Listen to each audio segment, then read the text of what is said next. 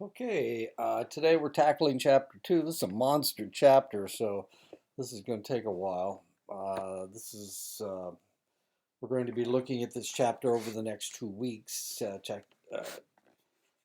week 2 and week 3, but I'm going to finish this in one sitting.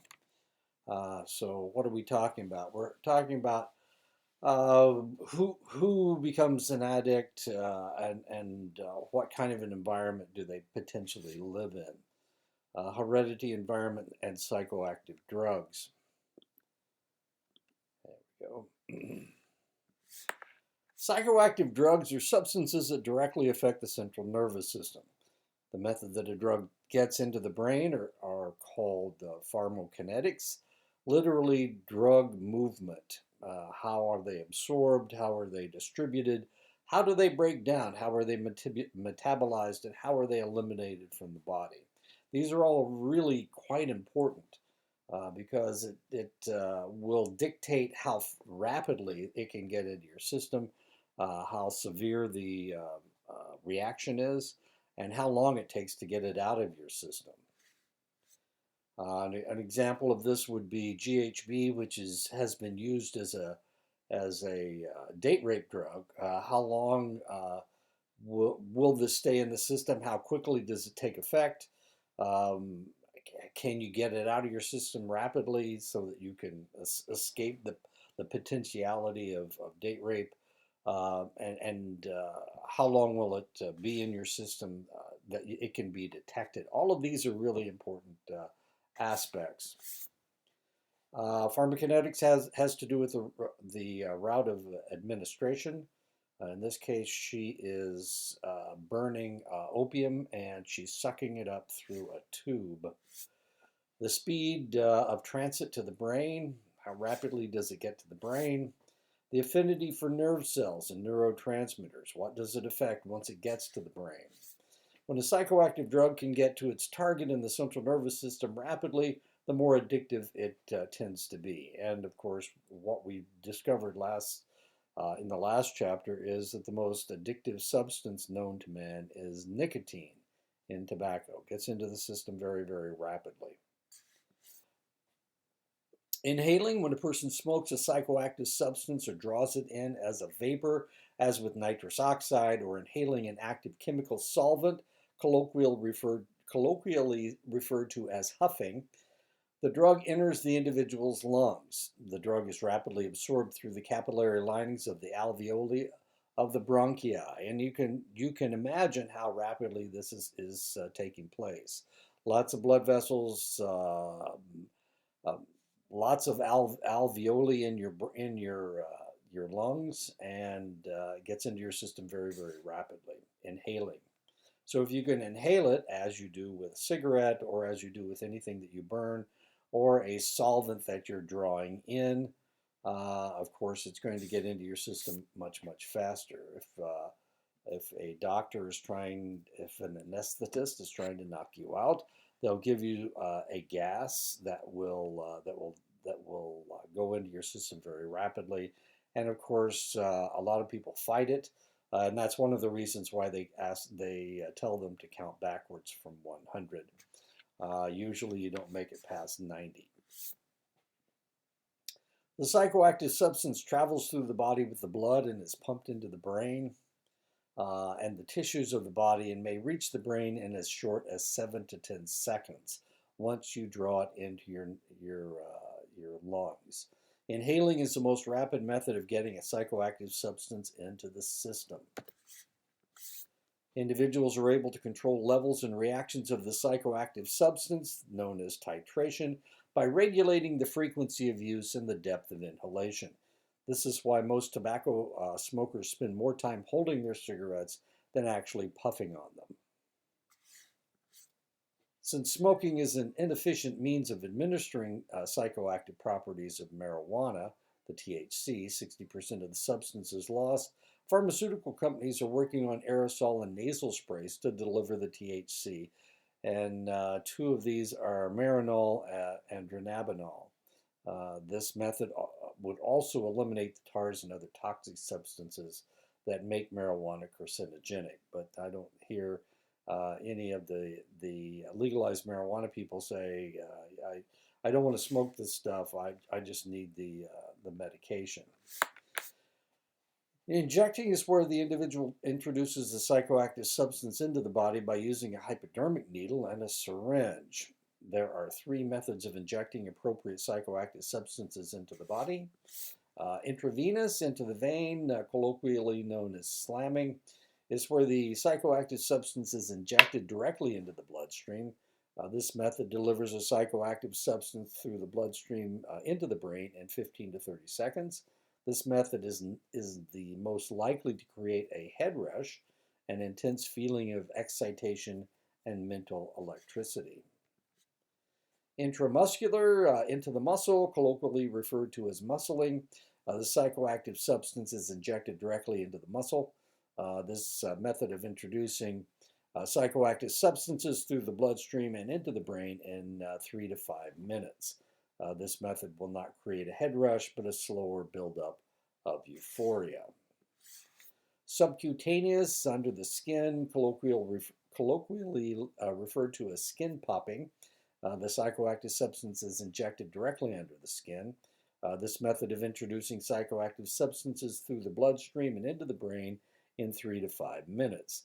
This method will not create a head rush, but a slower buildup of euphoria. It also creates abscesses that are quite circular. When I was on another reservation, I was working with a man who was a skin popper, and he had these circular scars all over his arms, both arms, because he was a skin popper. And there you go, that's what it looks like. I didn't see his legs, but I did see his arms. They were pretty bad. Injection is the most dangerous method of introducing drugs into the body because once they are entered, there is no turning back. Injecting also introduces the user to a whole host of contaminating infections, such as hepatitis B and C, syphilis, and HIV. The individual is also more prone to abscesses and embolisms. Embolisms are blood clots, and this, of course, is how, what was his name? Hoffman was found with a needle in his arm. He had injected himself with heroin and overdosed and died with a needle still in his arm. This guy's not dead. This is just a mock-up of what it looks like. Mucous membrane absorption, you can tell he's not dead because look at he's all pink all over. He's nice and pink. When people die, their blood settles in the bottom portion of their bodies, and they're not that pink. Mucous membrane absorption, selected psychoactive substances that come in a powdered form can be inhaled through the nose and absorbed in the capillaries found in the mucous membrane. This is the way cocaine can be snorted. Heroin actually can be snorted. So if you've ever watched the movie with Samuel L. Jackson and, geez, my brain's not working today. Samuel L. Jackson and John Travolta, where the lady snorts heroin and her heart stops. Actually, you can snort heroin, so I'm not sure what that was about. Methamphetamines, ground OxyContin, you can snort all of those drugs. This method is much more rapid than oral ingestion, bypasses most of the body's defenses, digestive juices. What are we talking about? Digestive juices, enzymes in the liver. Besides snorting through the nose, there are two other methods used. Buccally, between the gums and the cheek. This is the way you use snuff. You put it in between your cheek and gums, and sublingually, under the tongue. The only thing that I know that is sublingual is nitroglycerin for heart attacks, and it stops your heart from, it slows down your heart, is what it does, and stops the pain. Absorbing drugs through the mucous membrane in the rectum and vagina are also possible. This is usually administered as a suppository, but can also be used for recreational drugs, ketamine, cocaine, etc. I've heard of women soaking tampons in vodka and then inserting them in their vaginas and getting drunk fairly quickly. You can do the same thing, a similar thing in the rectum. This is a X-ray of a man that stuck something up his rectum and it got stuck. Why he did it, I don't know. I've actually seen this working in the emergency room. Anytime anything interesting would come in, they'd call everybody down to see what was going on. As weird as that sounds, I guess it is kind of strange. Oral ingestion, when a drug is swallowed, it goes through the esophagus into the stomach. It passes into the small intestine, where it is absorbed by the capillaries in the mucosal lining of the intestine. This method requires between 20 and 30 minutes before the drug begins affecting the brain. So if you take a pill like an aspirin to get rid of a headache, it shouldn't start working for about 20 to 30 minutes, but most people will get the placebo effect will kick in and their headache will go away pretty quickly. If the psychoactive substance is a beer or other alcoholic beverage, about 10 to 20% of the substance will be metabolized by the stomach if you are a male.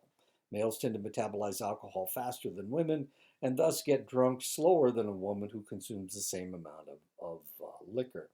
Women have less alcohol dehydrogenase in their stomach, and they don't break down alcohol as readily as men do. And this, of course, is former President Barack Obama drinking a beer. Most psychoactive substances are fat soluble and so move readily across membranes. Alcohol is both fat and water soluble. This person is so drunk that he's throwing up in a urinal, something that I wouldn't advise. Transdermal absorption, drugs are now being impregnated on adhesive patches so that the medication can be slowly absorbed through the skin. Some of these patches provide medication for up to 7 days, though it may take as long as 2 days before the therapeutic level of the drug makes it into your system. Because of various factors, psychoactive substances in the blood do not remain in the system for the same length of time. This is known as bioavailability. There are various factors that restrict the availability of psychoactive substances to the target tissue after administration. Once a psychoactive substance enters the bloodstream, it can be transported inside blood cells in the plasma by attaching itself to protein molecules. The psychoactive substance will visit every organ in the body where it will either cause an effect, be ignored, be stored, usually in fat cells, be biotransformed, broken down into chemical variations that may or may not cause psychoactive effects. It really all depends on the drug. Now, what we're talking about here are mostly pharmaceuticals. So one of the things that we have to know when we are developing a pharmaceutical, is it transported in the blood? Does it get inside the blood cell? Is it transported through the plasma? Or does it attach itself to a protein? This is all quite important. And what does it do? Does it, if it's a blood pressure pill, does it affect the heart? Does it also affect the lungs and the brain? These are all things that are quite important when you're creating pharmaceuticals. While the chemical structure of the drug is a factor in distribution, so is the size of the individual. A lighter person with less blood volume will have less blood to dilute the chemical. The blood volume of an adult is 6 to 8 quarts of blood. Children may have 3 to 4 quarts. Organs with extensive vascularization will be affected by a drug to a greater degree.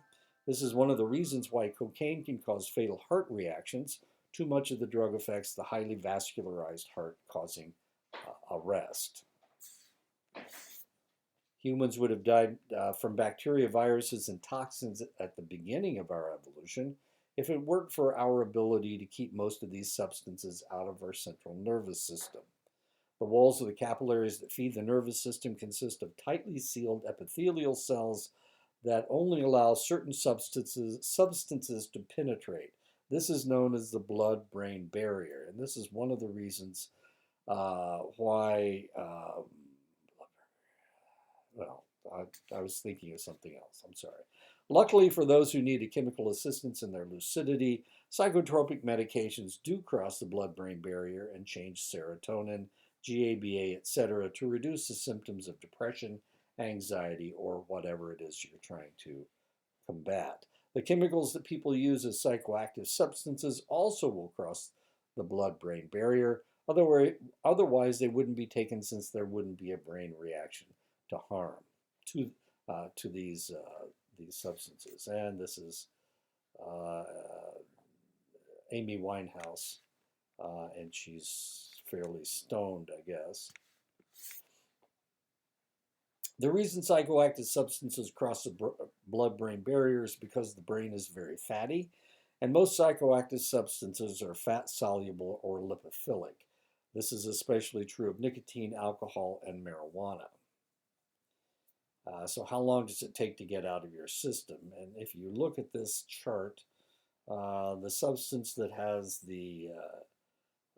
that it stays in your system the longest is THC from marijuana. It stays in your system for 15 to 30 days. And the reason is because marijuana, the THC is fat soluble as well. So it gets stuck in your fat cells of your body. So the more fat cells you have, the more THC you keep in your system. The rest of them just kind of go into your stomach, go into your small intestines, and then are either taken out by your liver or by your kidneys. And as you can see, most things don't last for more than a couple days. One that does is phencyclidine, tricyclic antidepressants, of course. That's an old antidepressant, stays in your system 7 to 10 days. Most things only 4 or 5 days, but THC lasts for almost a month. 2 weeks to a month stays in your system. Drugs that are completely fat soluble will cross the blood-brain barrier very rapidly. Drugs that are only partially fat soluble will cross the barrier much slower. This is the case with morphine, which crosses the barrier much slower than heroin does. This form of crossing the barrier is known as passive transport. Active transportation takes place when a water-soluble or hydrophilic chemical needs to cross the blood-brain barrier. A water-soluble chemical must first attach itself to a chemical structure that will readily cross the barrier. In the case of cocaine, cocaine hydrochloride attaches itself to protein molecules. Most water-soluble substances, such as antibiotics, will not cross the barrier, so you can't get antibiotics into your brain. Otherwise, we don't know what would happen. Blood-brain barrier does not completely develop until the individual is 1 or 2 years old. Toxic chemicals that will not injure adults cross an infant's barrier and cause brain damage. The placental barrier protects the developing fetus from water-soluble chemicals, but since most psychoactive substances are fat-soluble, the fetus uses whatever the mother uses.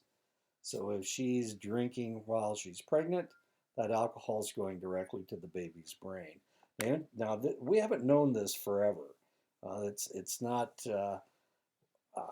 this isn't a universal that everybody has known for hundreds and hundreds of years. When I was working in Omaha in the 1980s,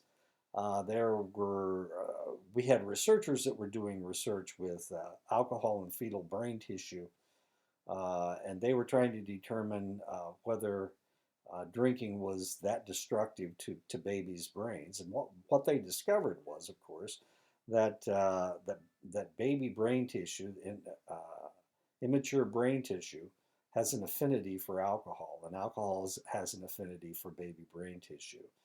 And one of the reasons is because there is no blood-brain barrier for babies, for individuals, until they reach the age of 1 or 2. And this was discovered at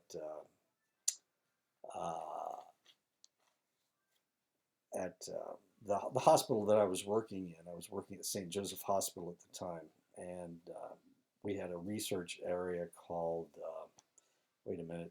Boys Town Institute. And they were doing research with this because one of the reasons is because they saw so much of this in the minority communities that they served. They served the Indian reservations north of Omaha and the African American community in Omaha, in North Omaha. Anyway, so I wasn't doing the research. I was working in the hospital, but we were there when it happened, when all of this was being discovered. The body is always trying to rid itself of foreign substances, whether they are harmful or helpful. It does this in two ways: metabolism, processing, using, and inactivating a substance. Most of this takes place in the liver, and excretion, expelling the foreign substances and its metabolites from the body. This takes place mostly in your kidneys. So if you've got somebody that's drinking a lot of alcohol, one of the things you can do is you can smell it on their skin, you can smell it on their breath, but you can also smell it in their urine. It's fairly obviously there. One of the things that I used to do, I was a lab tech, and we used to draw blood alcohol tests, and you can actually smell it in their blood. When the liver metabolizes alcohol, it breaks it down into water and carbon dioxide and excretes it from the body through the urinary tract, through sweat, and as vapor from the lungs. And as I said, you can smell it on their breath, you can smell it in their sweat, and you can smell it in their urine. It's also, of course, in the blood. The liver breaks Valium into four metabolites that are actually active in themselves and affect the brain. A measurement of metabolism or elimination of a chemical is the half-life. It takes 6 half-lives to break a chemical down so that it isn't detectable. Cocaine's half-life is 30 to 60 minutes. It's still detectable for 3 to 6 hours. Methadone, its half-life is 15 to 60 hours. It's detectable up to 15 days. THC, its half-life is 20 to 30 hours because it's so fat-soluble, and it's detectable for 5 to 7.5 days. In reality, it's still detectable for up to a month. Prozac, its half-life is 1 to 6 days. It's detectable for 6 to 36 days. Clearing the system is based on many factors, so none of these figures are actually absolute. And here are some of the factors. Age is a factor in metabolism of drugs. After the age of 30, the liver begins producing fewer and fewer enzymes to metabolize select chemicals, such as alcohol and the sedative hypnotic drugs. Now, the reality is the more alcohol you've consumed in your life, if you've been a fairly steady drinker, you've destroyed a lot of your liver cells, and so the metabolism is takes even longer, a longer period of time. And this is one of the reasons why, as people age and as they drink more and more, they destroy more and more liver tissue. Their livers cannot get rid of the toxin that is the alcohol, and they die of cirrhosis of the liver. Or they die of a disease caused by the toxin in their system, and they tend to die fairly young. Some of these people will die of alcohol problems that they develop from the alcohol in their 30s, which is extremely young, I would say. Race has been shown to be a factor in levels and types of enzymes maintained in the liver. Caucasians tend to maintain enzymes used to metabolize alcohol rapidly, while Asians metabolize alcohol slower and with more side effects, quicker drunkenness, and a rapid flushing of the face.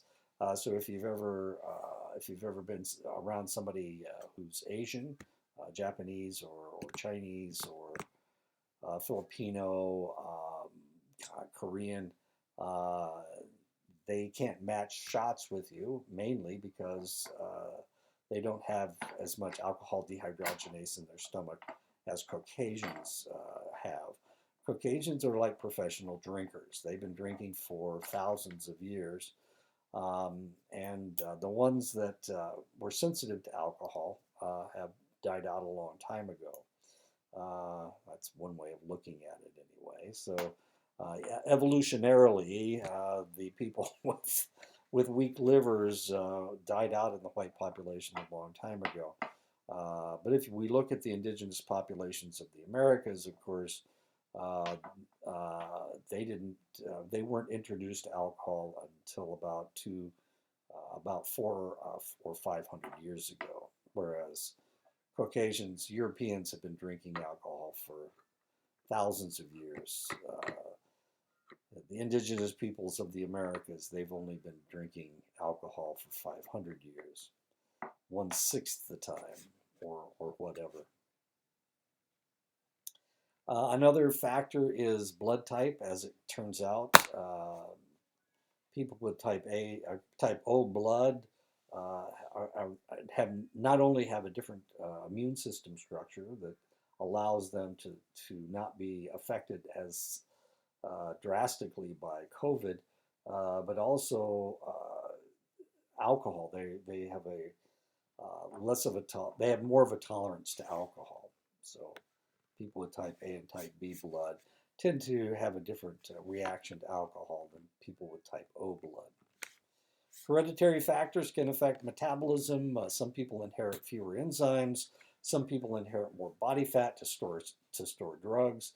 Some people inherit high metabolic rates to help eliminate the drugs. So it really all depends on your heredity, what you look like. Health can affect metabolism. Unhealthy people tend to metabolize chemicals slower or less completely. For example, the individual may have severe liver damage due to hepatitis or cirrhosis, and therefore they would have a more toxic effect to the alcohol. An individual's emotional state changes the effects of a drug. Anger or anxiety in a person using methamphetamines may cause episodes of lashing out or violence, as in with Tweaks Harlow, whoever Tweaks is. Maybe I ought to look him up. The presence of other drugs will delay metabolism of select drugs. When alcohol is used with Xanax, the Xanax will stay in the body 2 or 3 times longer than normal. This delay of metabolism and exaggeration of effects is called drug synergism. Not everyone's body chemistry is the same. This is why some people are allergic to select drugs and others aren't.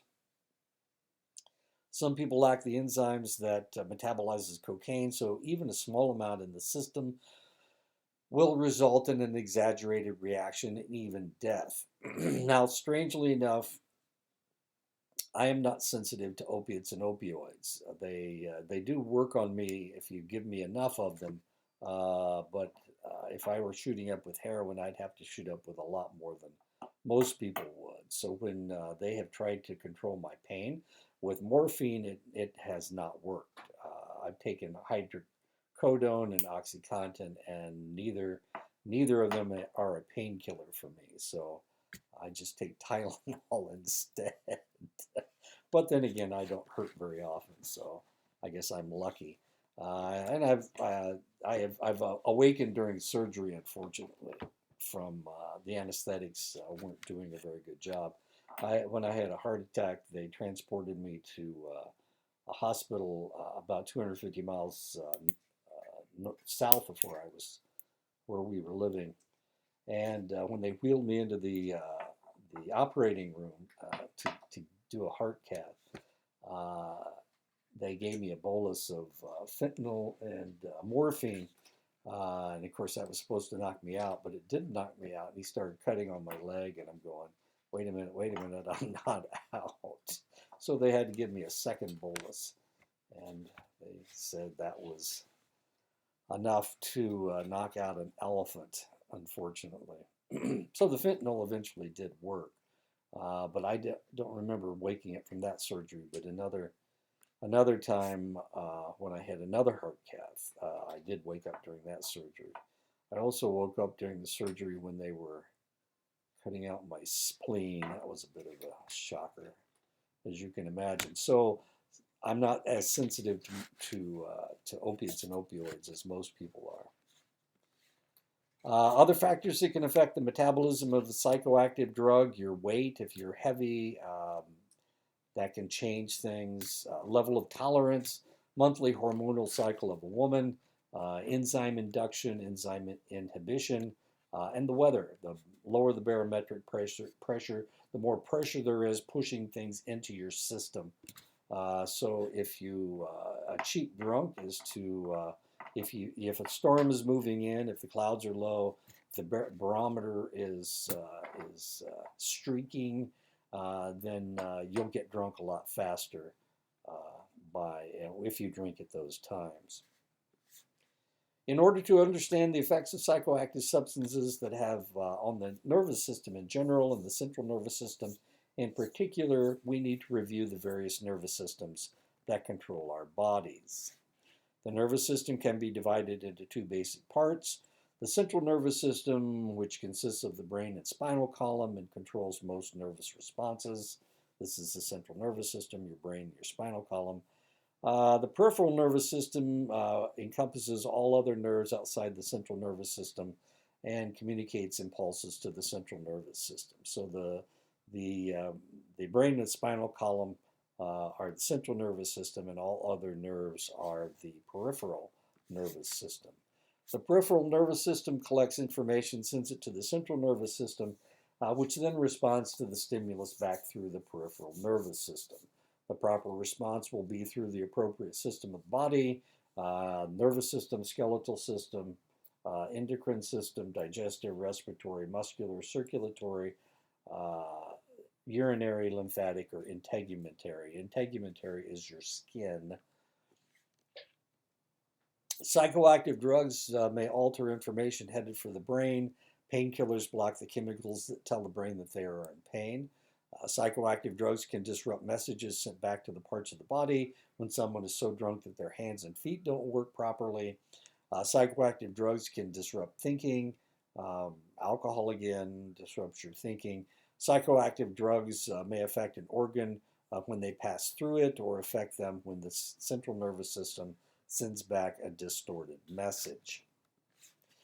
Evolutionary psychologists speculate that any changes to the human form, including the brain, continued because they assisted the individual in their survival. A good example of this is the human affinity for sugar and fat, which provides a quick and more prolonged energy source. Another example would be the affinity for sexual intercourse for both males and females, which led to offspring which guaranteed the survival of the species. Following the evolutionary premise, psychoactive substances must serve some purpose. One reason may be that most psychoactive substances affect our natural survival mechanisms, but initially they cause desirable effects. Eventually, as humans, we may adapt to the effects of these substances, but as for now, these substances are subverting our survival mechanisms, and in many cases, the result is anti-survival. So smoking marijuana or taking methamphetamines, shooting up with heroin, a lot of times these are anti-survival because it forces you, it makes you inebriated, and the probability that you're going to live a long and happy and healthy life is less probable. The human brain, especially tobacco is the number one killer in the United States, and alcohol is close to number two. And of course, we know what the opioid epidemic is doing. A lot more overdoses than we've ever seen before. The human brain not only maintains the largest cerebrum, that's the new brain of the brain, new part of the brain of all creatures, but all the structures of lower animals, the old brain. As survival became more complex, higher animal forms developed new brain structures to aid them with survival. The primitive brain, primal or old brain, consists of the brainstem, the cerebellum, the midbrain, the mesocortex, and the limbic system. These brain structures can be found from animals as primitive as fish to humans, and this is the old brain right here. That looks like the brainstem, and that includes the cerebellum, So this portion right here, and all animals have this, have all of these structures. And here you go. This is it as far as she's concerned. The old brain regulates physiological functions. Respiration is controlled by the brainstem. Heartbeat, brainstem. Body temperature, once again, the brainstem. Hormone release is the hypothalamus and pituitary glands. That's right up here. And movement, that's controlled by your cerebellum. The old brain, the limbic system, is the area that acknowledges the experience of basic emotions and cravings. Fear, anger, hunger, thirst, lust, pain, and pleasure. And that is all controlled right here in the middle of your brain. The old brain is the area that imprints survival memories, specifically the limbic system. Most psychoactive substances act on the old brain, causing euphoria in this area, and thus providing the euphoric memories that lead to addiction. The emotion of the old brain overpowers the reasoning capacity of the cerebrum and leads to the repeated taking of euphoric substances. As hominids advanced over time, more and more brain power was needed to survive. This came to us in the form of the cerebrum and the highly convoluted neocortex. The new brain aids us in solving the problems of survival. Most of the time, the new brain controls the old brain. Reasoning trumps emotion. However, when a person uses psychoactive substances, the craving from the old brain may override rational arguments. And the rational arguments are that it's too expensive, there are bad side effects, it's dangerous, I have other responsibilities that are more important than my pleasure, like taking care of my family, going to work. This is what I should do rather than take these drugs. The reward reinforcement pathway encourages a human to perform or repeat an action that promotes survival. It is this pathway that is affected by psychoactive substances. Also referred to as a mesolimbic dopaminergic reward pathway, it has a stop switch, the orbitofrontal cortex, and a more switch. The more area is also known as the pleasure center and encompasses four structures: the amygdala, the lateral hypothalamus, the nucleus accumbens septi, and the ventral tegmental area. The pleasure center serves two purposes. It gives a feeling of satisfaction when a need is fulfilled, or even the anticipation that a need will be fulfilled. It gives a surge of relief or intense satisfaction when a pain is diminished. Psychoactive substances activate the pleasure circuit and rewards the individual with a feeling of satisfaction or pain relief. Unfortunately, psychoactive substances overactivate the pleasure center and shut down the stop switch, enabling the individual to feel an intense need to continue use. Three phases of brain activity with the reward reinforcement pathway. Number one, the anticipation of drug use or compulsive behavior creates craving. Internal or external cues activates the amygdala, which causes a release of dopamine from the ventral tegmental area, which in turn activates the nucleus accumbens, causing craving. For an alcoholic, passing a bar, that's the external cue, would activate the amygdala, causing a release of dopamine from the ventral tegmental area, which would activate the nucleus accumbens, causing a craving for alcohol. For someone who smoked pot with their friends before they went away to school, when they see their friends on spring break, that's an external cue, it would activate the amygdala, causing a release of dopamine from the ventral tegmental area, which would activate the nucleus accumbens, causing a craving for pot. The second phase, the reward reinforcement pathway, involves the brain telling the individual to do it again after ingesting the psychoactive substance. With use, dopamine is released from the ventral tegmental area, which activates the nucleus accumbens to continue craving. Phase 3 of the reward reinforcement pathway involves nucleus accumbens signaling the orbitofrontal cortex that it has taken in the substance and asks for a signal of more or satiation. In addicts and abusers, this signal is weakened, as is the reasoning function of the area, resulting in ingestion that does not lead to satiation. Psychoactive substances imprint the memory of euphoria or pain relief more deeply than most natural survival memories. The alteration of brain chemistry causes normal activities to be less pleasurable. To a methamphetamine addict, the desire for the drug will be more important than her relationship with her children. To the compulsive gambler, gambling will become more important to them than food or sex. Psychoactive substances tend to affect the physiological functioning of the body, especially heart rate and respiration. It is the effect on respiration that causes most drug overdose emergencies and death. Let me take a quick drink.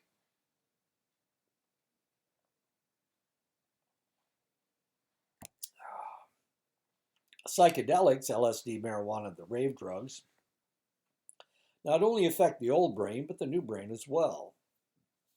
These drugs especially affect memory, as they activate two areas of the brain that help to control memories, the amygdala and the hippocampus.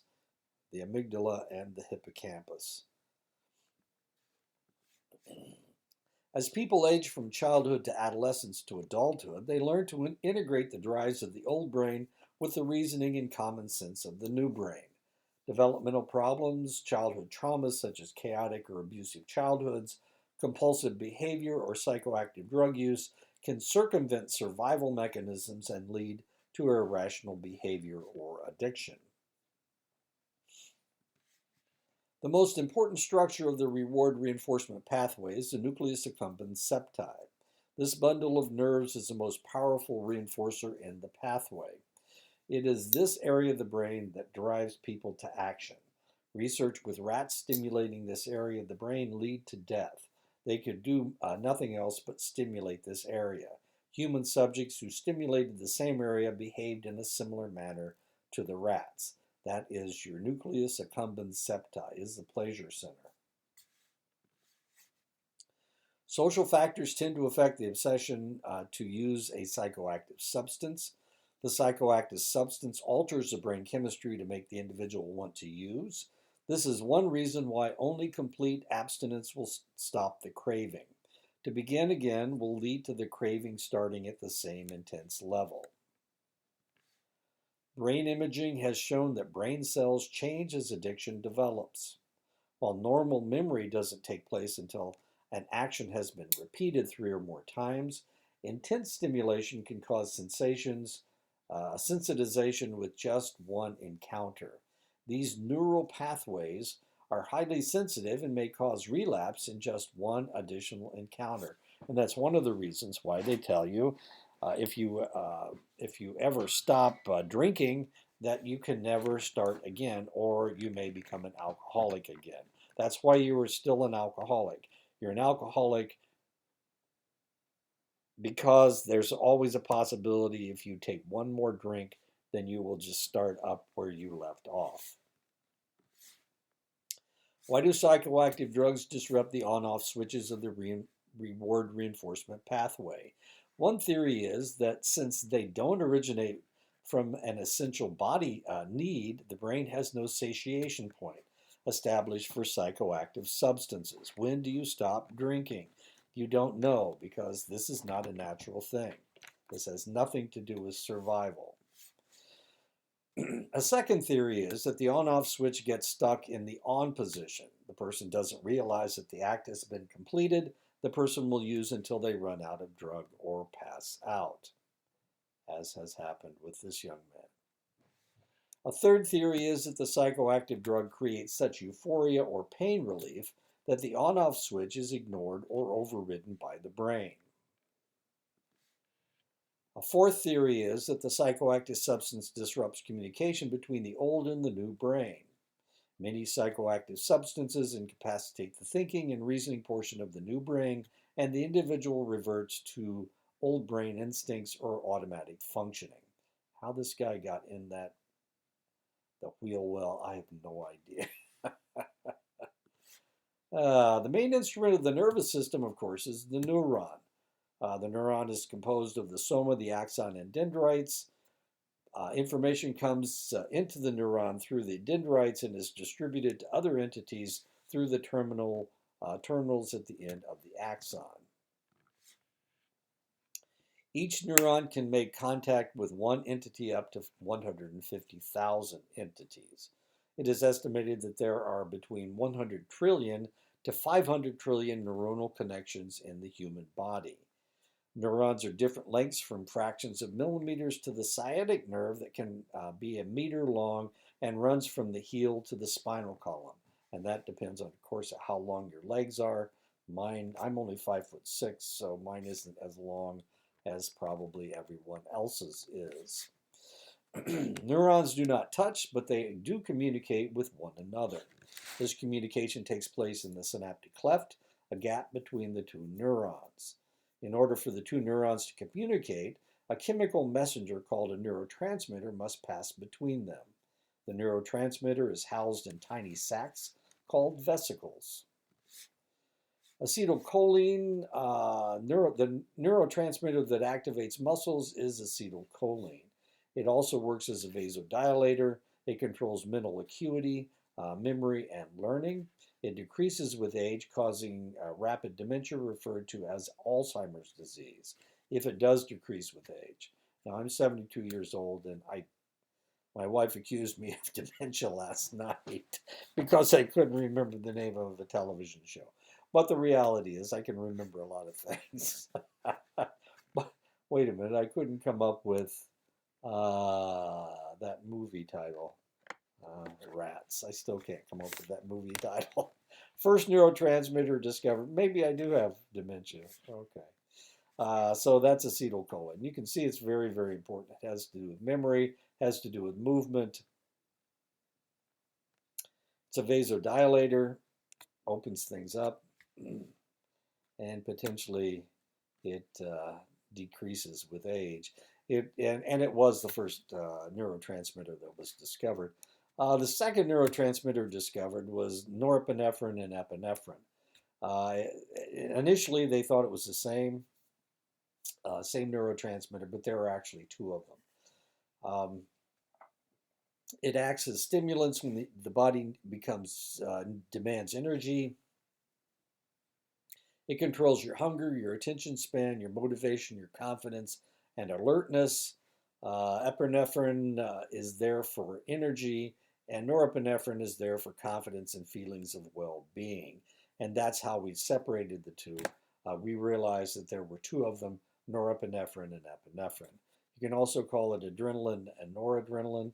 The two, one is Greek and the other is Latin. So they're both this. I mean, it's whether you call it adrenaline or epinephrine, it's all the same. Dopamine regulates fine motor muscular activity, emotional stability, satiation, and the reward reinforcement pathway. Dopamine is the most important neurotransmitter involved in drug abuse. If the dopamine is reduced, it leads to Parkinson's disease. If it is increased, if it is in excess, it causes schizophrenia. This is a painting of a cat that a person with schizophrenia did. This is him when he was fine, and then he started to relapse and go and have a psychotic episode, and this is what he ended up with. This is what a cat looks like to somebody having a psychotic episode. And as you can see, there were the cat changed over the psychotic episode. As the psychotic episode increased, the cat changed its being. Histamine controls the inflammation of tissue and allergic reactions. It regulates emotional behavior and it regulates sleep. So if you take, if you get into some poison ivy or poison oak, and you've got an inflammation going on, or if you have a reaction, an asthmatic reaction, what we need to give you is antihistamine. We need to give you something that will block the histamine because it causes inflammation, and we need to reduce that swelling. So what we'll do is give you an antihistamine, like Benadryl is an antihistamine. Serotonin controls your mood stability, depression, appetite, sleep, and sexual activity. It is serotonin in the hypothalamus that controls your sex drive. Serotonin controls your sex drive. It's testosterone in the hypothalamus that gives you your sex drive, and it's serotonin that tempers your sex drive. So it's serotonin in your hypothalamus. Mood can be elevated by forcing more serotonin into the synaptic cleft, taking away the depression. Enkephalins, endorphins, and dynorphins are involved in regulation of pain, relief of stress, immune response, stomach activity, other physiological functions. It is the endorphins, the endorphin receptor sites that are occupied by opiates. When you take morphine or fentanyl or hydrocodone or OxyContin, they are occupying endorphin receptor sites, and that's why the pain goes away. Now, obviously, I don't have the same receptor sites that everybody else does because they do not work on me. Opiates and opioids don't really work very well on me. You have to give me a mega dosage. So, but if I were running and I hurt my leg, I could still potentially run. I'm not, pain doesn't really bother me that much. And it's probably because I have others, dynorphins and enkephalin receptor sites, and not that many endorphin receptor sites, I guess. I don't know. About 5% of the world's population is not very sensitive to opiates and opioids, and I just happen to be one of those lucky few. Gamma aminobutyric acid, or GABA, is the main inhibitory neurotransmitter. It's involved in 25 to 40% of all synapses in the brain. It controls impulses, muscle relaxation, and arousal. It slows down your brain. Alcohol has a strong effect on GABA. Okay, so you can see why it may put you to sleep, because it affects GABA, which has to do with arousal. Glycine inhibitory neurotransmitter is an inhibitory neurotransmitter. It's found in the brainstem and spinal cord. It slows down the brain. It's prominent in protein synthesis. Glutamic acid, glutamate, or glutamine is an important excitatory neurotransmitter. It plays a major role in cognition, motor function, sensory function. It reinforces memory. It's the precursor for GABA.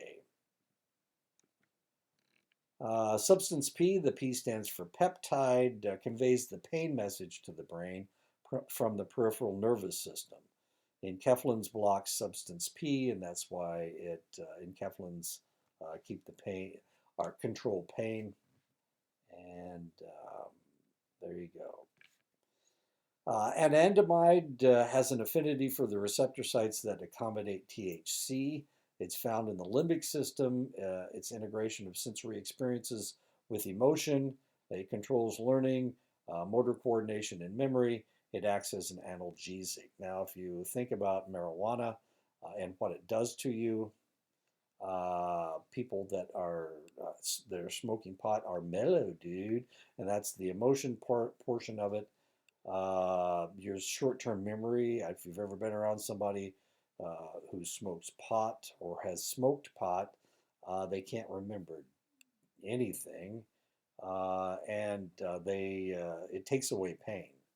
But that is the anandamide. For the longest time, we didn't know that anandamide existed, and we couldn't figure out why marijuana did so many things to the human body.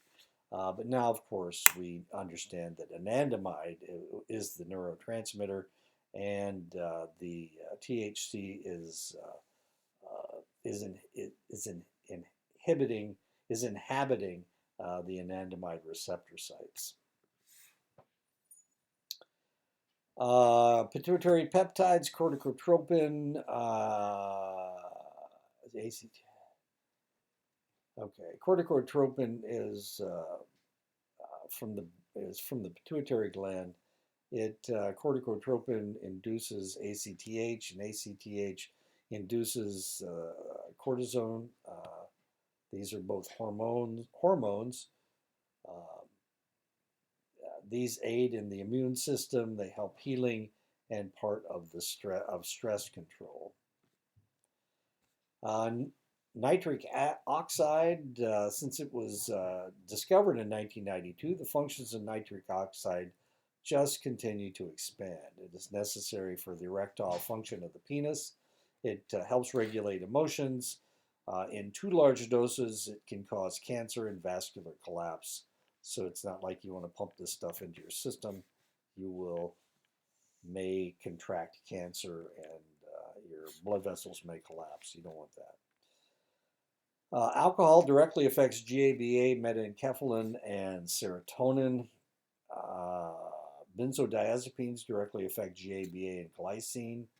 Marijuana directly affects anandamide, arachidonylglycerol, or 2-AG, acetylcholine, and dynorphin. Heroin affects endorphins, enkephalins, and dopamine. LSD directly affects acetylcholine, dopamine, and serotonin.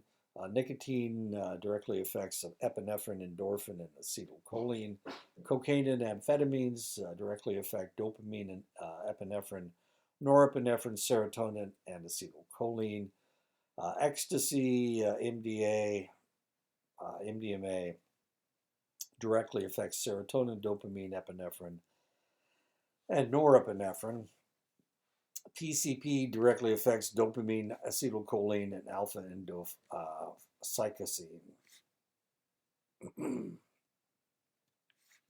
Neurotransmitters attach themselves to receptor cells on the receiving entity, muscles, organs, other neurons that are chemically structured to only accept the neurotransmitter. However, select receptor sites may have different functions for the same neurotransmitter. There are 7 types of serotonin receptors, each of which has a slightly different function. Dopamine has 5 types of receptors referred to as D1 through D5. It's the D2 receptor is the site that is used by most psychoactive substances.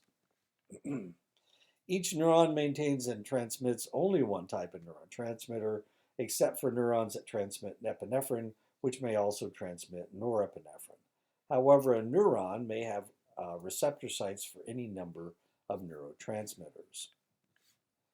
A neuron is stimulated when it receives enough neurotransmitter to create a chemical imbalance in the neuron that forces sodium and potassium gates to open. The increase of positively charged sodium and potassium ions from outside the neuron and the flooding out of negatively charged chloride ions causes an electrical chain reaction to run down the neuron to the axon terminal. At the axon terminal, the electrical stimulation causes the vesicles to release their neurotransmitter into the synaptic cleft, which in turn stimulates a partner neuron. Excitatory neurotransmitters work by opening sodium gates, allowing sodium into the neuron. Inhibitory neurotransmitters work by opening chloride gates, making the neuron more negative and thus more difficult to stimulate. The stimulation of the neuron by the neurotransmitter is known as first messenger system. If the neuron is stimulated by another entity, such as a biological or chemical change, it is known as a secondary messenger system. The neurotransmitter can't remain in the synaptic cleft or the reaction won't stop, so it must be removed. This occurs in one of 2 ways. Either the neurotransmitter is chemically broken down, as acetylcholine is broken down by acetylcholinesterase, or the neurotransmitter is taken back by the neuron that originally distributed it in a process known as reuptake. The number of receptor sites is not constant. When the amount of neurotransmitter decreases, the cell will increase the number of receptors so that as much neurotransmitter as possible finds a place to attach. This is upregulation. If there are too much neurotransmitters in the synaptic cleft, the number of receptor sites will decrease to prevent overstimulation, and this is known as downregulation. So when you overstimulate a neuron, what happens is if it's overstimulated, then you get downregulation. In other words, the receptor sites decrease so that there can be less overstimulation. If the neurotransmitter isn't getting as much of the stimulation as it did before, it will upregulate. In other words, it would make it more sensitive to the neurotransmitter because there are more receptor sites looking for the neurotransmitter. So either you may potentially overexcitation will cause a downregulation, and underexcitation will give you an upregulation. This occurs when someone takes drugs. The individual takes more and more of the drug, trying to achieve the same reaction as they had originally, but it can't happen because of the downregulation. Excessive use of the drug may cause a permanent downregulation, and therefore it will make it more difficult for you to have the same reactions you did before. And this is one of the reasons why if before somebody was an alcoholic, they acted one way, and now that they have drunk excess amounts of alcohol, they can never go back to the person they were before because their brain cannot go back to where it was. Let me turn on the light. There we go. Now I can see better. And that's the way it works. So anytime you mess with yourself by taking drugs, one of the things you're doing is changing yourself. You're changing your cell structure. The neurons won't be the same as they were before because the more overstimulation you get, the more downregulation you get, and it can't go back to the way it was before. You can never be the same person you were before because these neurons have changed. Psychoactive drugs work because they act as either agonists or antagonists. Agonists either mimic or facilitate the effects of a neurotransmitter. Nicotine is an agonist for acetylcholine. Alcohol is an agonist for GABA. LSD is an agonist for serotonin. And THC is a agonist for anandamide. If this happens partially, it is known as a partial agonist. Antagonists block neurotransmitters. If the receptor is stabilized, making it inactive to a drug, the drug is referred to as an inverse agonist. How drugs affect neurotransmitters? They can block the release of neurotransmitters. Heroin blocks the release of substance P, therefore taking away pain. Working as an analgesic because it blocks the substance P, and substance P tells your brain that it's in pain. They can force the release of neurotransmitters, forcing more to be released than is released naturally. Cocaine forces the release of norepinephrine and dopamine. Ecstasy, or MDMA, forces the release of serotonin. Now, what can potentially happen? So you take cocaine and you're overstimulating your neurotransmitters, and you get a downregulation of those neurons.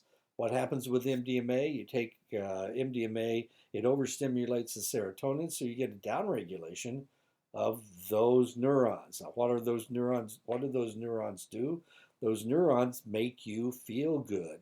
You feel really good while you're taking the MDMA, but then, of course, it's causing a downregulation, so there are fewer receptor sites. So what you're doing is you're making yourself hyper happy while you're on ecstasy, and when you're not on ecstasy, you get the downregulation, and now you're depressed. And your normal will never be the same as it was before because those neurons don't have as many receptor sites as they did before. That's the way it works. That's why these drugs, sure, they make you feel good today, but you'll never be the same again after you take the drugs. How drugs affect neurotransmitters? The drugs can prevent the reabsorption of the neurotransmitter. Selective serotonin reuptake inhibitors block the reuptake of serotonin, elevating the person's mood. What are the SSRIs? That's Prozac and Paxil and Zoloft. The drugs can inhibit an enzyme that helps synthesize the neurotransmitter. Blood pressure medicines inhibit enzymes that allow the production or norepinephrine, which would release high blood pressure if allowed to be released in the synaptic cleft. So it reduces these, it inhibits these enzymes, and therefore it reduces your blood pressure. Drugs can inhibit enzymes that break down neurotransmitters in the synaptic cleft, allowing the neurotransmitter to remain in the cleft. Methamphetamine inhibits monoamine oxidase and catecholomethyltransferase, which breaks down norepinephrine and epinephrine in the synaptic cleft. The drug can interfere with the storage of neurotransmitter. The drug can do a combination of any of these interactions, causing a lot of trouble. While some drugs have desired effects like making the individual resist fatigue or block pain, they can also be dangerous. Cocaine forces the release of norepinephrine and dopamine, which makes the individual not only stay up beyond normal exhaustion, but respond in an overly excited and sometimes violent manner. Heroin blocks pain and creates a euphoric sensation by attaching to receptor sites in the reward reinforcement pathway, but unfortunately it also attaches to the breathing center, depressing respiration. And if it depresses it too much, then you are no longer breathing and you die. LSD acts as both a stimulatory neurotransmitter and alters the user's perception of external messages, mixing their perceptions so that they may hear images and see sounds. And this is known as synesthesia. Let me take a quick drink.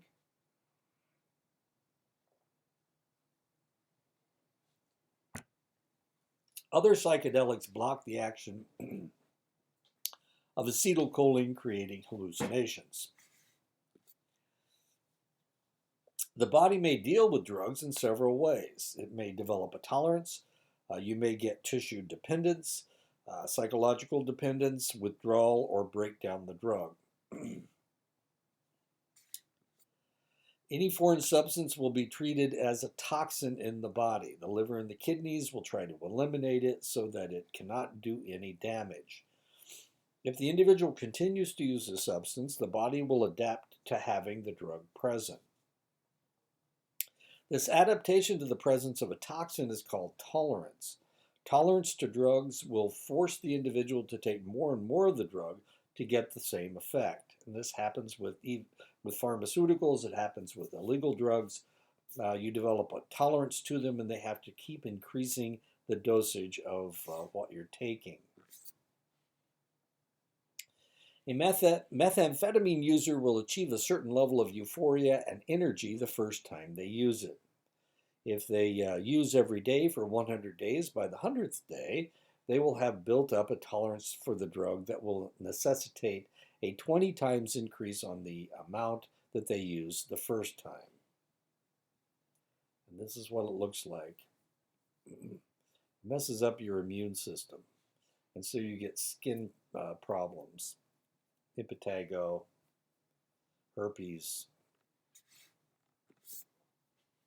In order for tolerance to occur, sometimes the drug must be taken irresponsibly.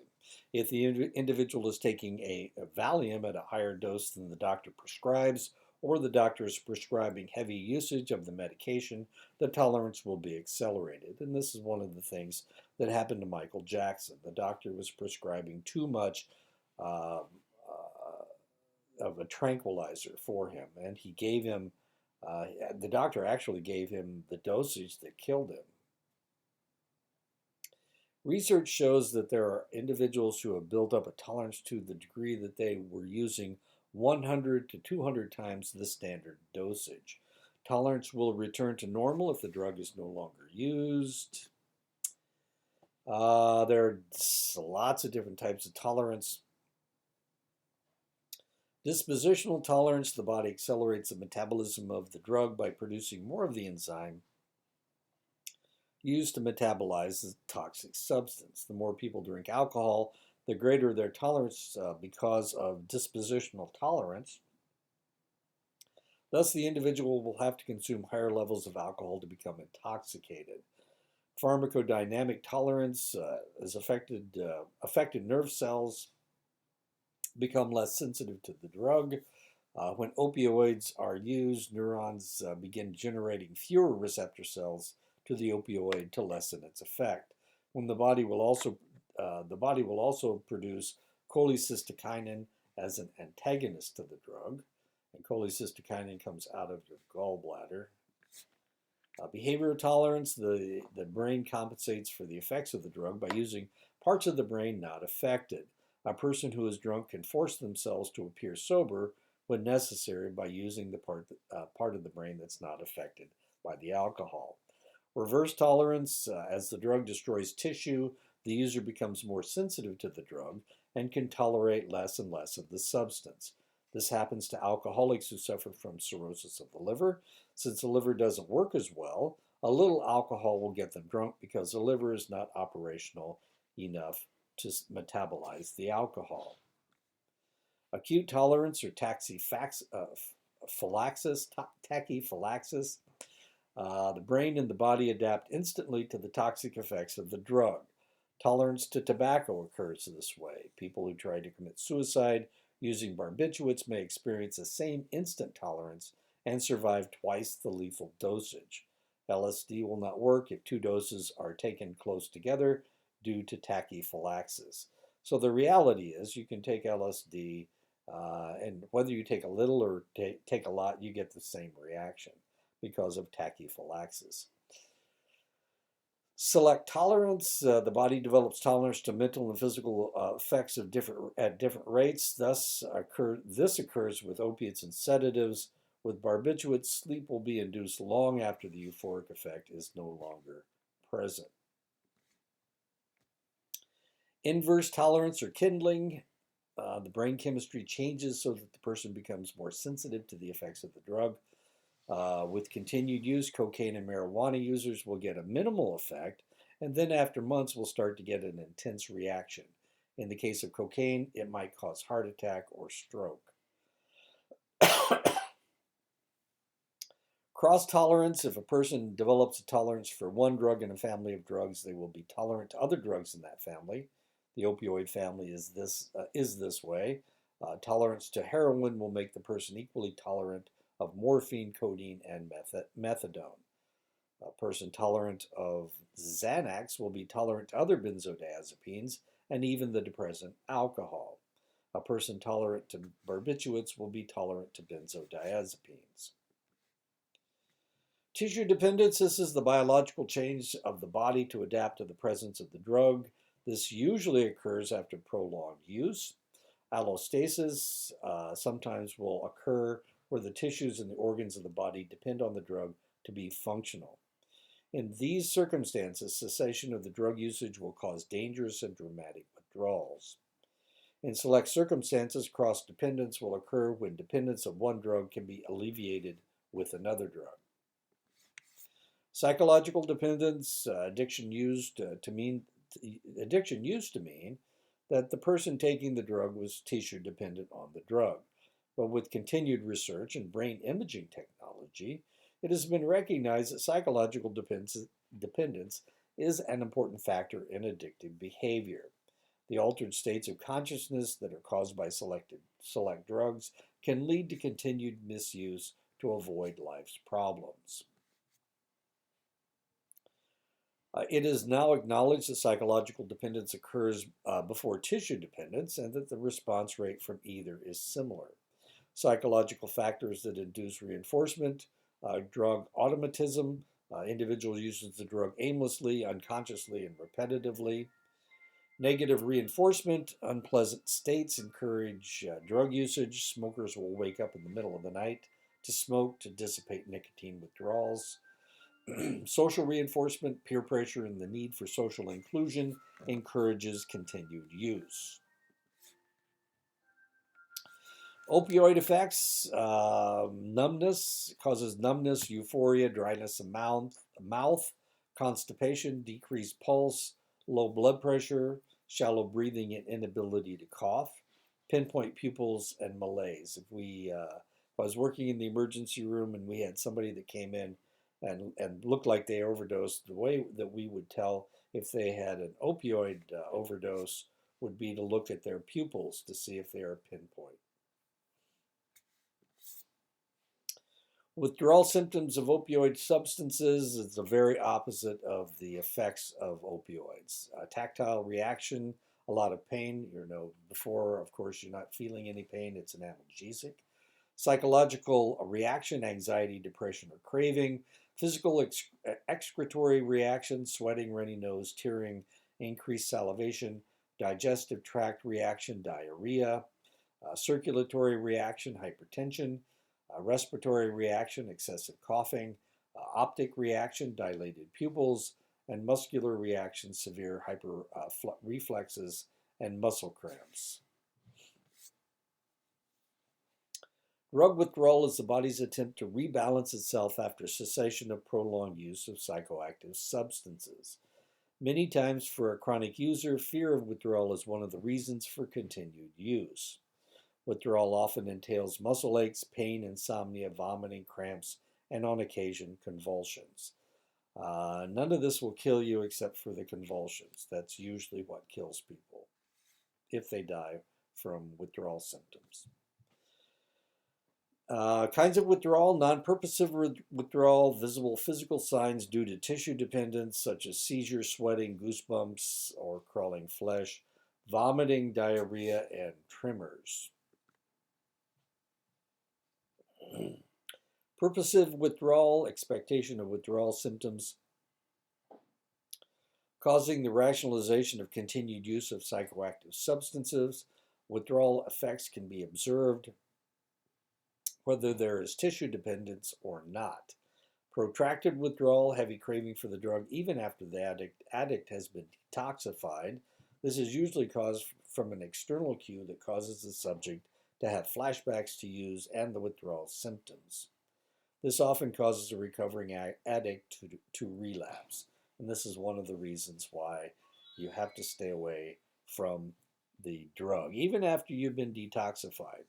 I can remember the first time we detoxified an alcoholic. We detoxified them at our place. I was working in, this is when I was in the military, and I was working in a small hospital in Lubbock, Texas. And before we sent them down to rehab, we had to detoxify them. So we had to keep them on the ward to detoxify them. There were two of them. They were in their early 20s, oddly enough. They were both drinking a case of beer a night, and so we had to detoxify them. Now, the interesting thing was it was easier for the female to detoxify than it was for the male to detoxify. We're not exactly sure why. And actually, it didn't take. The male went down to rehab, came back and started drinking again. The female went down to rehab, and actually, it worked on her. And it may have been the fact that she was drinking more expensive beer than he was. She was drinking an import, and he was drinking a domestic beer. So his beer was a lot cheaper than hers.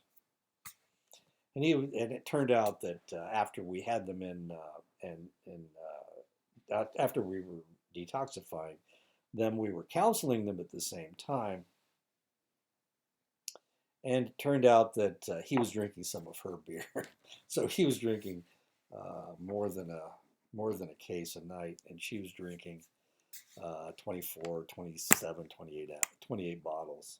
I think a case is 32 bottles, I think, or it was back then. I don't know. Post-acute withdrawal symptoms, persistent emotional and physical problems that last for 3 to 6 months after recovery, unclear thinking and cognitive impairment, memory problems, emotional overreaction, sleep disturbances, motor coordination, dizziness problems, difficulty managing stress, and craving the drug. And of course, this is one of the problems with using drugs and trying to get people off drugs. They think that they're going to be able to rehab in 2 or 3 weeks. The reality is that this is an ongoing problem that they're going to have to deal with every day.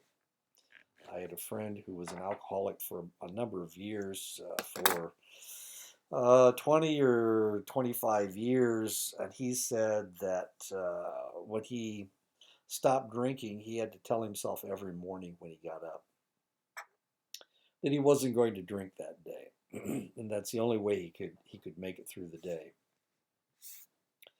Even after he'd been sober for 17 years, even after 17 years, he said if he didn't tell himself that, he would automatically go to a bar, or he would automatically go to the beer section of the grocery store.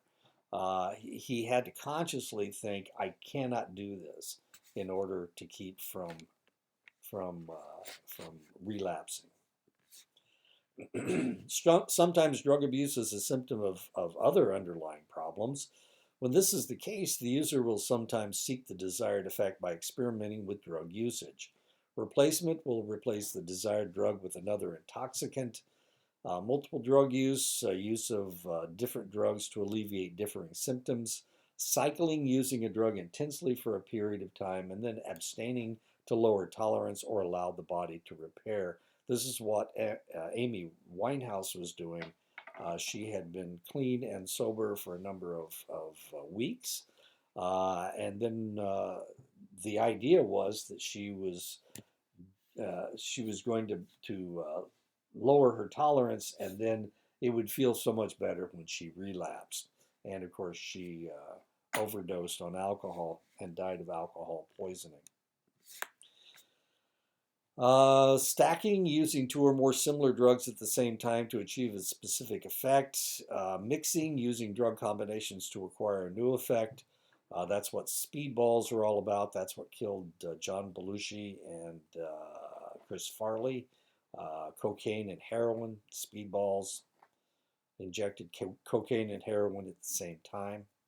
Marijuana laced with cocaine, ecstasy and LSD, known as X and L, methadone and Klonopin, it mimics heroin. Sequentialing, going from one addiction to the other. This can either refer to drug sequentialing, drug replaced by a compulsive behavior, or one compulsive behavior replacing another. A friend of mine was an alcoholic, same one that had been sober for 17 years. He had replaced his alcohol addiction with gambling, and he was now a compulsive gambler. Which was worse? Probably the alcohol. The alcohol will kill you. The gambling just means that you don't ever have any money. And I'll tell you, he never bought anything. He never bought you a bottle of pop. He never bought you a lunch. You always had to buy his lunch because he never had any money. If he had any money, he would go to the casino and lose it in the slot machines. And even if he won at the slot machines, he would stand there until all of his money was gone. Morphing, using one drug to counteract another. A cocaine user will drink alcohol to come down, using coffee to come down off of a drunk, using methamphetamine to function during a heroin high. Level of use is determined by the amount used, the frequency of use, the length of time psychoactive substances have been used, the impact the drug usage has on the user's life. Red Fox, a comedian that was popular in the 80s and 90s, said that he knew he was an alcoholic when he drank a fifth of whiskey and he wasn't drunk. He knew that he had a problem at that point and that he needed to do something. Categories of usage include abstinence, experimentation, social reactional use, habituation, abuse, and addiction. Many individuals cannot choose their level of drug use, but are at the mercy of the psychoactive properties of the drug being used. Abstinence. Abstinence means that an individual does not use any psychoactive substances except accidentally. Even if the person has a strong hereditary or environmental susceptibility for compulsive drug use, by never starting, they never get hooked. These individuals might display other compulsive behaviors such as gambling, overeating, compulsive internet use, and excessive sexual behavior. Or excessive sexual behavior. Research shows that individuals who wait until they are 18 or older to experiment with alcohol, nicotine, or marijuana are less likely to use these substances as gateway drugs for more dangerous substances such as cocaine or heroin. Even if the individual experiments between the ages of 10 to 12, they are more likely to use the early experimentation as a gateway to more serious usage. However, if individuals who don't start smoking until age 21 are very unlikely to develop an addiction to nicotine. Anyone who doesn't try an addictive substance until age 21 will probably not become addicted. So the magic number is 10 to 12. This is when your brain is, you start to go through puberty. So if you use a psychoactive substance before you go through puberty, when your brain is still immature, you're more likely to use that drug addictively and use it as a gateway drug. Experimentation with psychoactive substances occurs because of curiosity, but no pattern of usage is developed, and there are no negative consequences from the experimentation unless the usage leads to injury, accident, or illness. The individual has an exaggerated reaction. A pre-existing physical or mental condition is exacerbated. The user is pregnant. The individual is arrested for use. Heredity or environment dictates addiction. Previous addiction with other substances leads to relapse. Pre-existing physical or mental condition is exacerbated. One of the things we know about marijuana is that people who use marijuana are more likely to develop schizophrenia. Now, why is that? The reason we think that is true is because marijuana creates a mental illness type reaction. If the individual is susceptible to schizophrenia, then it may kick them into psychosis.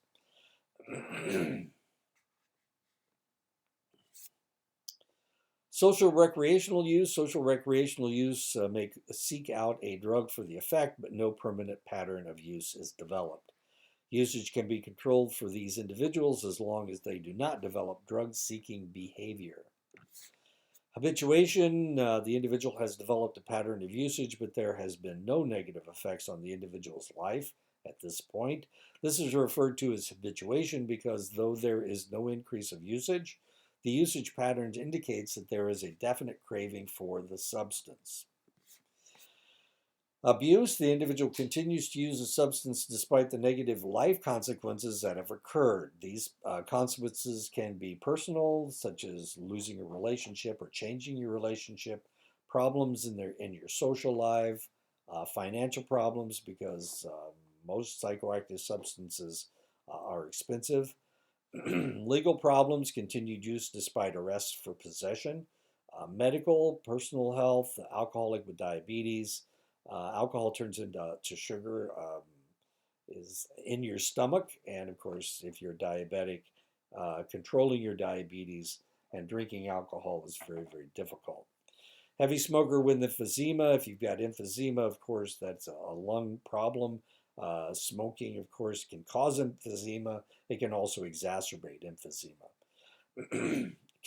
Cocaine user with hypertension, cocaine causes hypertension. If you've already got hypertension, that's like putting a gun to your head and pulling the trigger. Work or school related, of course, you're not as good a student when you're using a psychoactive substance. Emotional stability, LSD user with mental instability, probably not the best idea in the world. Addiction, the difference between abuse and addiction is the compulsive behavior of the addict. Addiction is a classification if the individual has no control over duration of usage or the amount used. The individual has been unsuccessful at control. They spend an inordinate amount of time obtaining drugs or recovering from usage. They limit social, occupational, or recreational activities for the use of the drug. They continue use despite physical, social, relationship, or psychological problems. They use in the morning for a jump start on the day. They defend their drug usage with anger or even rage. They experience withdrawal when unable to use the drug. They must increase the amount used to obtain the desired effect, and that is addiction. Addiction comprises the 4 C's: control, loss of control, compulsive use of the drug, craving the drugs, and continued use of the drugs. The 4 C's. The American Psychiatric Association has identified substance use as a mental illness since the printing of the first diagnostic and statistical manual of mental disorders in 1952. The current DSM-5 divides substance abuse disorders into 2 general categories: substance-related disorders and substance addictive disorders. The DSM-5 deals with several drugs, which include alcohol, stimulants, cannabis or marijuana, cocaine, hallucinogens, inhalants, opioids, anxiolytics, sedatives, hypnotics, caffeine, and tobacco. The addictive disease model. This model of addiction sees addiction from the medical point of view. That addiction is a disease. It's chronic, it's progressive, it's relapsing, it's incurable, it's potentially fatal. This model assumes that the addiction is caused from genetic irregularities in brain chemistry and anatomy that are triggered by certain drugs. Research shows that heredity influences drug use and addiction as much as 40 to 60%. Compulsive drug use with prolonged intoxication with the need to continue use. This is the addictive disease model. Inability to control use. Inability to stop use despite physical, mental, or social problems. Repeated attempts to control use. Increased intake over time. It's incurable. Pathological reactions such as blackouts or dramatic personality changes when using the drug. The behavioral environmental model. This theory purports that negative environmental factors such as abuse, anger, and peer pressure may cause people to seek, use, and sustain a dependence on substances. This model emphasizes the progressive nature of the 6 levels of drug use: abstinence, experimentation, social recreational use, habituation, abuse, and addiction. The academic model. Addiction occurs when the body adapts to the toxic effects of drugs at the biochemical and cellular levels. Natural balance has been thrown off, causing 4 physiological changes: tolerance, tissue dependence, withdrawal syndrome, and psychological dependence. The diathesis stress model. This model was first developed to explain the causes of schizophrenia. It is a combination of the addictive disease model and the behavioral environmental model. Diathesis means a predisposition or vulnerability to, and in this case, the individual may have a genetic and environmental predisposition to drug addiction.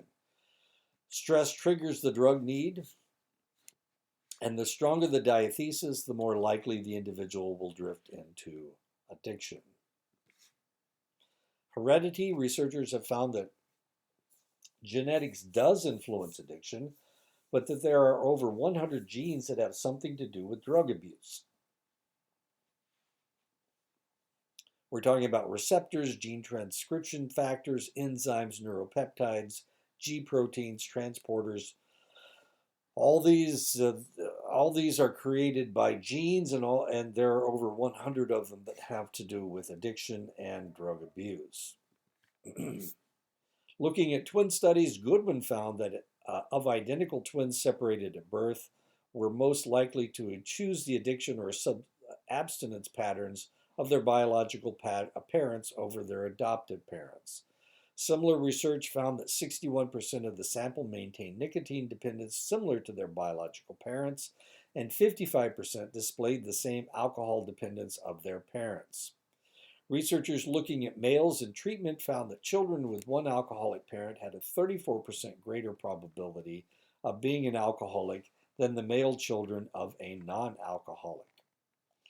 When both parents were alcoholics, the child had a 400% probability of being an alcoholic. If both parents and a grandfather were alcoholics, the individual had a 900% greater probability of being an alcoholic. 28 million Americans have one parent who is an alcoholic. Researchers have found that 70% of severe alcoholics have a dopamine control gene called DRD2A1. Among social drinkers, only 30% have the gene. When this gene is present, the individual has fewer dopamine receptor sites in the nucleus accumbens. Since many of the missing sites are D2 sites, the individual will need more intense stimulation to feel satisfaction. DRD2A1 gene seems to indicate the tendency for any problem behavior, as it has been found in other addictive behaviors other than alcoholism.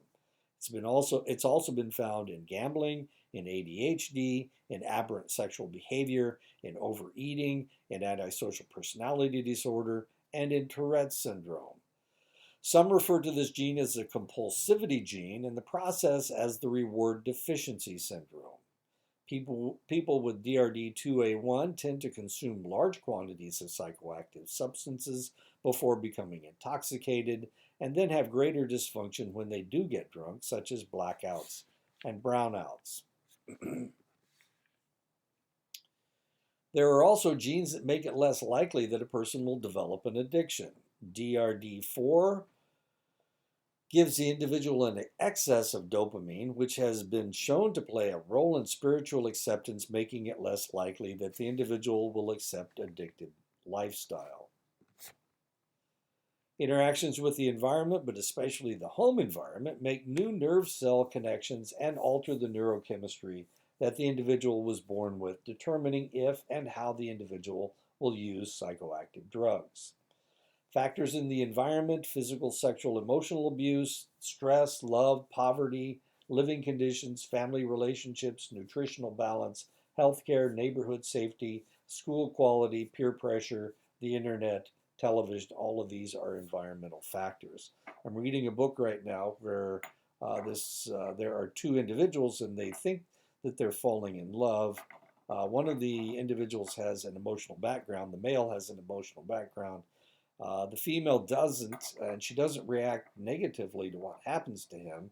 And looking back, they determined that one of the reasons that the individual had an emotional breakdown is because both of his parents were alcoholics. And since they were both alcoholics, there was very little emotion that was shown in his home life. The young lady did not have an emotional background because of the stress of the situation. And the reason that she assumed that she didn't have an emotional breakdown is because she grew up in a loving home where there was a lot of interaction between the parents and the child and the children. And in the other case, of course, because the parents were drunk all the time, the child pretty much raised himself.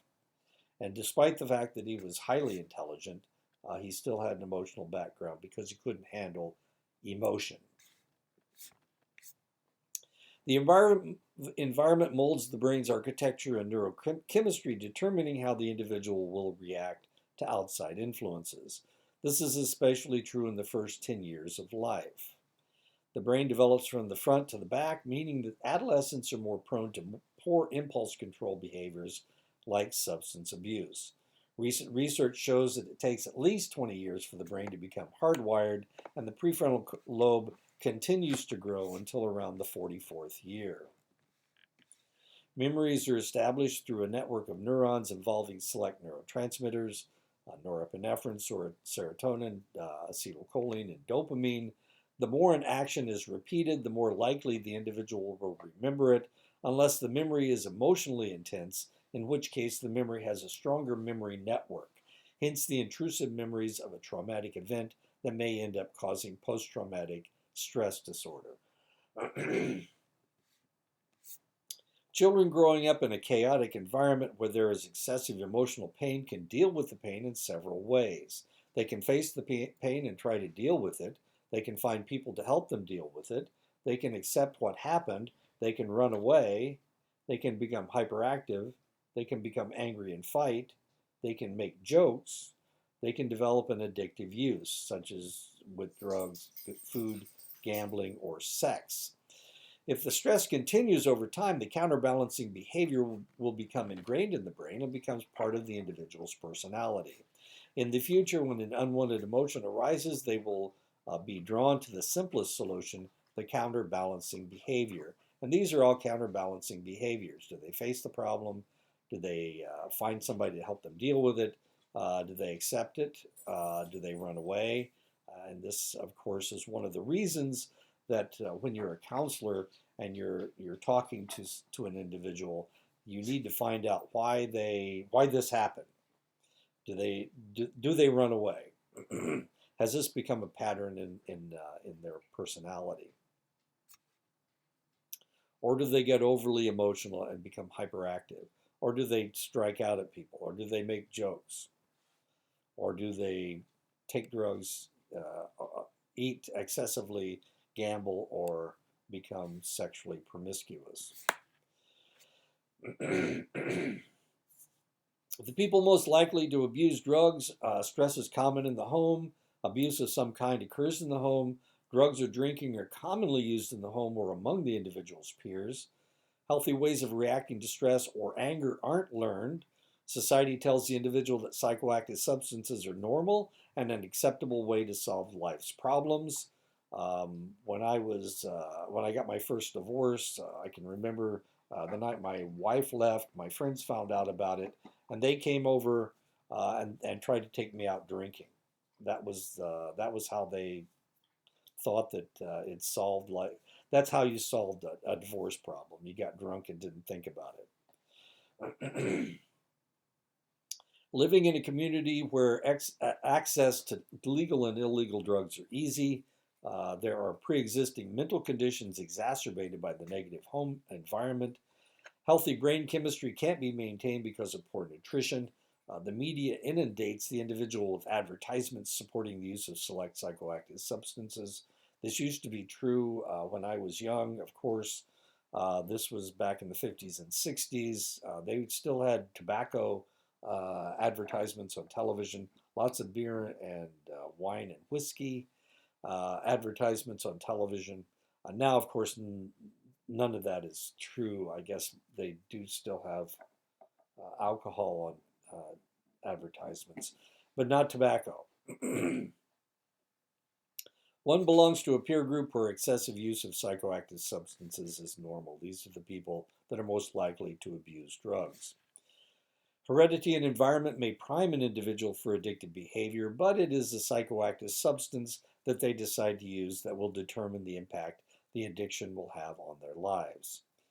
Excessive drug use will not only make the individual more susceptible to more and more use, but more vulnerable to other stronger drugs. Psychoactive drugs, select psychoactive substances, particularly methamphetamine, cause the death of brain cells through a process known as apoptosis, where the damaged cells are programmed to kill themselves. Nicotine produces an immediate and long-term change in the level of dopamine and norepinephrine, which leads to the faster development of tolerance and dependence. Some drugs have a greater power to positively reinforce and therefore compel to a continued use. And this is the way it is with cocaine and heroin. Obsessive behavior mimics drug use, which in turn causes the brain to be rewired. Gambling, eating, shopping, sexual activity, video games, internet use, these are all compulsive and obsessive behaviors. Research with video game usage has shown that dopamine is released in the reward reinforcement pathway when an individual plays video games, an amount equivalent to methamphetamine usage. Compulsive behavior. PET scans of compulsive eaters has demonstrated that there is a decreased number of dopamine receptor sites in the nucleus accumbens. Research shows that between 25 to 63% of compulsive gamblers have been dependent on alcohol or other drugs in their lives. It has been demonstrated that gambling creates brain disruption similar to drug or alcohol usage. The drug that pushes the individual the hardest and quickest into addiction is smoking nicotine in tobacco. The drug that pushes the individual second hardest and quickest into addiction is smoking crack cocaine. The drug that pushes the individual the third hardest and quickest into addiction is smoking or injecting heroin. The drug that pushes the individual the fourth hardest and quickest into addiction is injecting methamphetamine. The drug that pushes the individual the fifth hardest and quickest into addiction is snorting cocaine. The drug that pushes the individual the sixth hardest and quickest into addiction is ingesting opioid painkillers. The drug that pushes the individual the seventh hardest and quickest into addiction is ingesting amphetamine. The drug that pushes the individual the eighth hardest and quickest in addiction is ingesting sedative hypnotics. The drug that pushes the individual the ninth hardest and quickest into addiction is drinking alcohol. The drug that pushes the individual the 10th hardest and quickest into addiction is smoking marijuana. The drug that pushes the individual the 11th hardest and quickest into addiction is ingesting PCP. The drug that pushes the individual the 12th hardest and quickest into addiction is ingesting caffeine. The drug that pushes the individual the 13th hardest and quickest into addiction is ingesting MDMA or ecstasy. The drug that pushes the individual the 14th hardest and quickest into addiction is ingesting LSD. The drug that pushes the individual the 15th hardest and quickest into addiction is ingesting peyote. So those of you who are members of the Native American Church, don't worry about getting strung out on peyote. And that finally is the end of the chapter. Next week I will talk about how you do your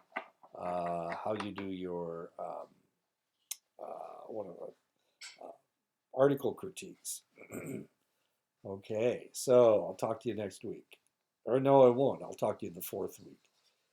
Next week is you'll be doing this, going over this lecture and dealing with the PowerPoint.